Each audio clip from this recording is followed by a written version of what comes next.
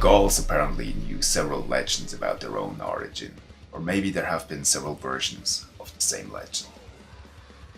In his writings about the Gauls, Caesar reports that they claimed to descend from this pater, a Roman underworldly deity, a god of the dead. The Gauls claim that they are all descended from one father, Dix, and they say that this is a teaching of the Druids. For this reason, they define the passage of time by nights rather than days. They observe birthdays and the starting months and years in this way, with day coming after night. Of course, this is another example of interpretatio romana, but apparently the Gaulish Druids taught a divine ancestry in their lore.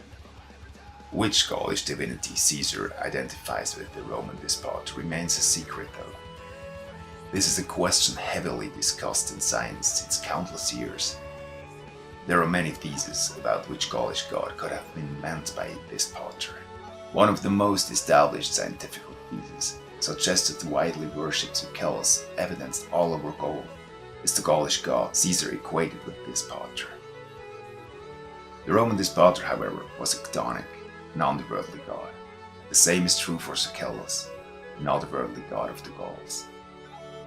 His iconography indicates parallels with this pater, and the theory Sucellus equals Gaulish dispater is widely spread. It is not possible though to completely substantiate that it is true. After all, we still just don't know. The Greek historian Strabo reports in his Geographica that the Celtiberians and their northern neighbors, as he writes, had the tradition to feast and dance in front of their houses and in their street with kith and kin until dawn in every full moon night, in honor of a nameless god. This passage in Strabo's writings has also been discussed in science for a long time. On one hand, Strabo's geographical directions are quite vague. He speaks of the Celtiberians, yes, but it can't be entirely determined which of their northern neighbors he meant. Was it all Gauls, or just certain tribes? On the other hand, the described full moon tradition rose questions, and most of all, his ominous nameless god. For many years, diverse scientists saw an indication for a Gaulish moon cult in Strabo's passage, believing that the moon itself was this nameless god the Gauls worshipped. Yet, for many reasons, this thesis was dismissed as untenable. Only the profound scientific and astronomical knowledge of the Gauls makes such a conclusion look pretty odd. The first sustainable thesis on Strabo's passage comes from the Spanish scientist Marco Simon.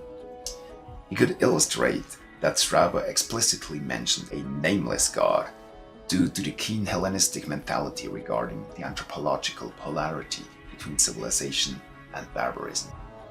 So it remains unclear if the mentioned god was nameless indeed, but it's more likely that Strabo simply tried to emphasize the uncivilized character of the Celtiberians by mentioning this.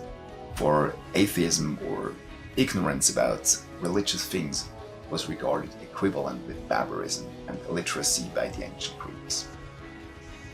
Simon, however, even established a further thesis. He says that this ominous nameless god is identical with the god the Gauls believed to be descendants of, regarding his character, function, and attributes. He also comes to the conclusion that the god that was identified with the Roman dispater by Caesar has his closest match in Sucellus. According to Simon, this anonymous god mentioned by Strabo is, alike dispater and Sucellus, a polyfunctional god, a highest ruler, commander of time, and most likely also lord of the otherworld. The Gaulish calendar, counting days, months, and years by nights rather than days, which is confirmed by Caesar but also by other sources, implies a close link between the Gaulish dispater and the moon. Yet this does not mean that the moon and stars themselves have been worshipped, of course. In Roman religion, for instance, the Ides, the full moon days, were dedicated to Jupiter too, the Romans' highest god. Interesting here is Sucellus Paridra's name, Nanta Suelta. There are several theses about its etymology. One of them suggests she of the sun-warmed valley. Being connected to the power of the sun, she would indeed make a reasonable paridra to Sucellus, given his link to the night and the moon. Another interesting fact is that the Celtiberians also knew specific dignitaries, heralds according to the Roman historian Appianus. Heralds that were robed in wolfskins, just like Sucellus himself. As interesting such thoughts and assumptions may be, we still have to be clear about the fact that they remain hypothetical.